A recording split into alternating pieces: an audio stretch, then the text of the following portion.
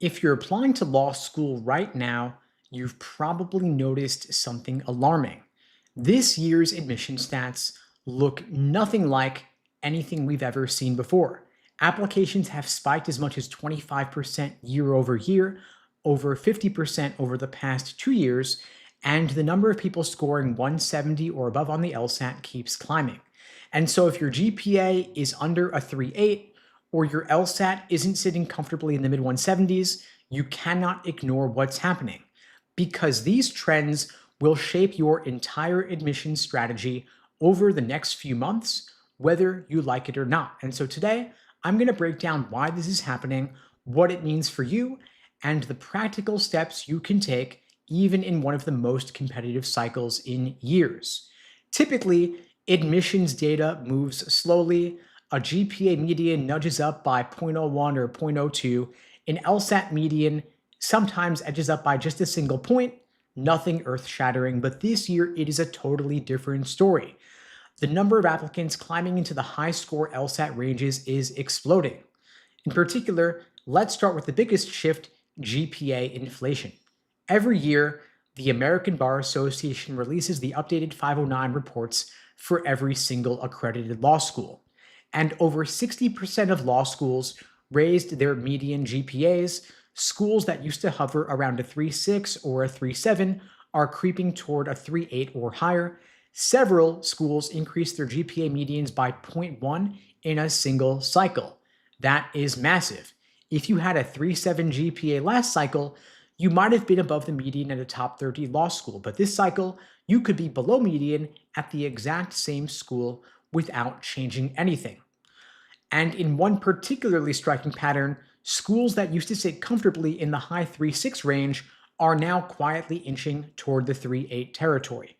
This is the kind of jump that reshuffles an entire admissions landscape. And so let's talk about what's causing it. There are a couple of driving forces. The first is undergraduate GPA inflation. Schools are giving out A's like never before. It's out of control, and this inflates GPA for applicants across the entire country. There's also competitive pressure among law schools. Schools watch each other's medians obsessively.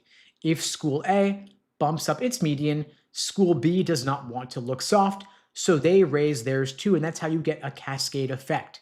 And if rising GPAs wasn't enough, there is another major factor pushing the whole cycle upward.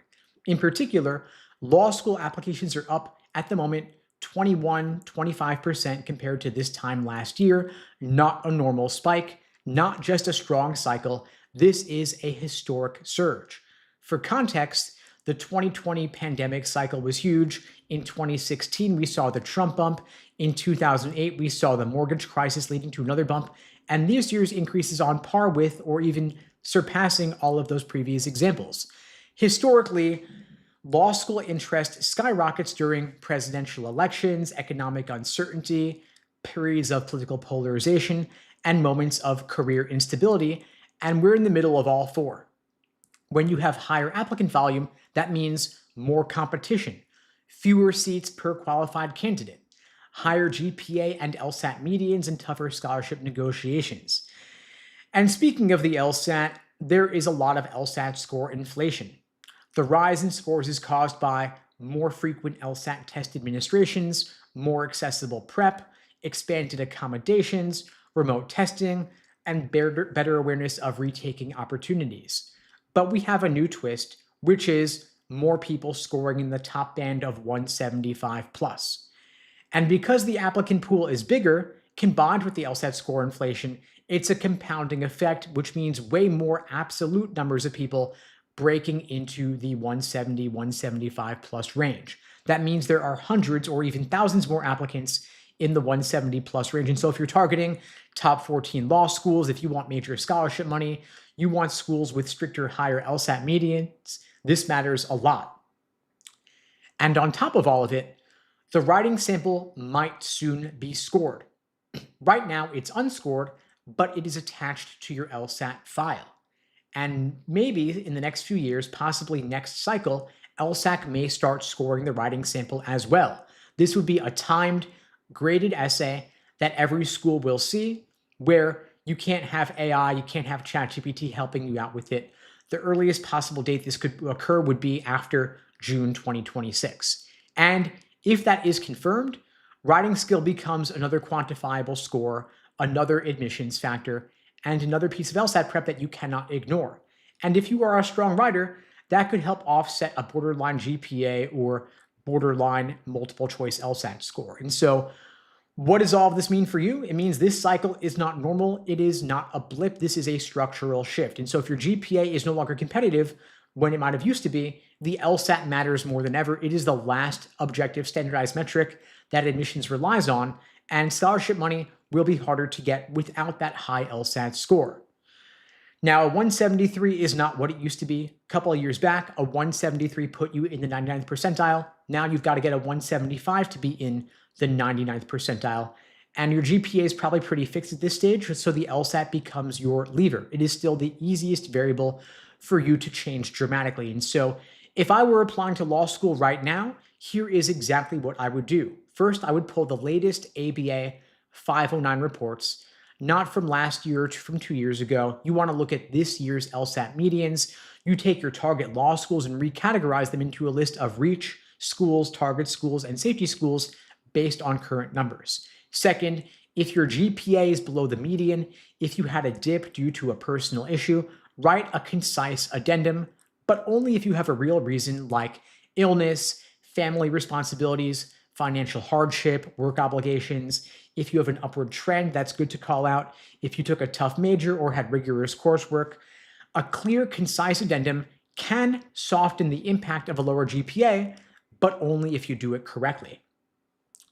Now, you also want to negotiate your scholarships strategically. Competition is going to be rough, but if you are above a school's LSAT median, they're still going to want you. Even with GPA inflation, schools need higher LSAT numbers. If you have more offers, you have better leverage to negotiate those scholarships. You also want to consider retaking the LSAT if you're anywhere near the margin, because a few more points could push you over a median threshold, help you get scholarships, and bump you into a new score band. So it is worth retaking if you want to be in the running for better law schools. And applying later is worth it if you can improve your score. In other words, better to apply later with a higher LSAT score than earlier with a lower LSAT score. And this cycle is one of the most competitive in recent memory. Higher GPAs, higher LSAT scores, more people applying. So if you're feeling caught in the middle of all this, you're not alone, but this is a cycle where smart strategy wins. Your LSAT score is still the single most powerful lever you control, and your school list has to reflect this year's competition, not last year's. If you adapt to this new competitive landscape, you can still get into your target schools, get real scholarship money, and a competitive offer package. This cycle might be more intense, but with the right approach, you can still win.